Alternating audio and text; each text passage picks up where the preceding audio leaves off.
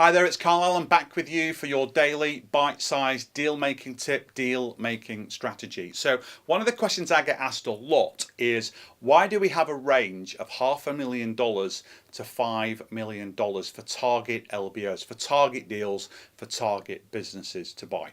And there's two very, very specific reasons. So if you take the $500,000 to $5 million range, let's first go below the $500,000. So if you find a business that's doing $1, $2, even $300,000 a year, in most cases, and there are some caveats to this, but in most cases, then the person that's selling that business doesn't really own a business, they own a job. They own a job in their own business. There's no infrastructure, there's no team, there's probably no senior employees. So if you buy that business, then really you're just buying a job. You're going to have to go in and you're going to have to do all the daily work that the previous owner was doing. You find that a lot with a lot of online businesses and also a lot of kind of one-man band consultancy type operations. So there's no point buying a business like that, because really you could set that up yourself or do that on your own. And all of the systems, all the processes, they're all trapped in the mind of the customer. And then all the relationships, all the customer relationships, they're all personally held by the owner, by the seller, him or herself. So if that seller sells that business to you and leaves, even if it's a no cash down deal, then you've got an awful lot of work in a short space of time to make sure that there's no leakage and that you can turn that small business into a thriving operation. So that's why we start at roughly $500,000, because at that stage, with that level of revenue, then there are salespeople in the business, there are systems and processes, there is a culture, and there are other senior employees that can carry on running the business when the seller's not there and you're now the new owner, whether you're going to be the owner manager or the owner investor of that business.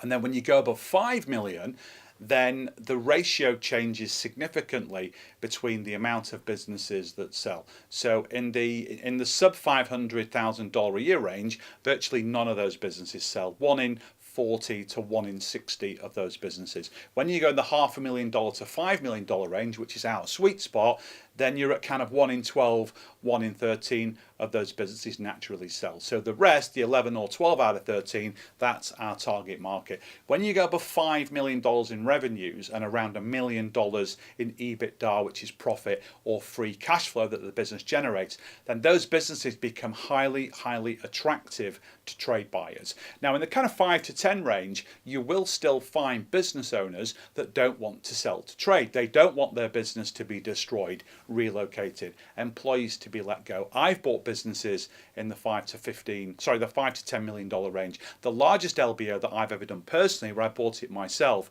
that business was doing about $18 million in revenues and about $3 million in cash flow. And that business was a small subsidiary of a larger $6 billion corporate, and they didn't want a trade buyer to buy that business and destroy it. It was an 85-year-old business. They wanted a safe, trusted pair of hands to take that forward. So you may still find some of those deals in the 5 to 10 range, but generally when you go above $5 million and definitely when you go above $10 million, most of those owners, most of those sellers, they're happy to sell to trade, and trade are a lot more hungry. There's a lot more appetite for a trade buyer to come in and buy that business. Because if you're a $50 million company and you want to grow by acquisition, you're not going to go and buy 10 $1 million businesses. You're going to go and buy one $10 million business, because it takes the same amount of time and effort to buy a small business as it does a large business. So that's how larger trade buyers are going to work. So we don't get involved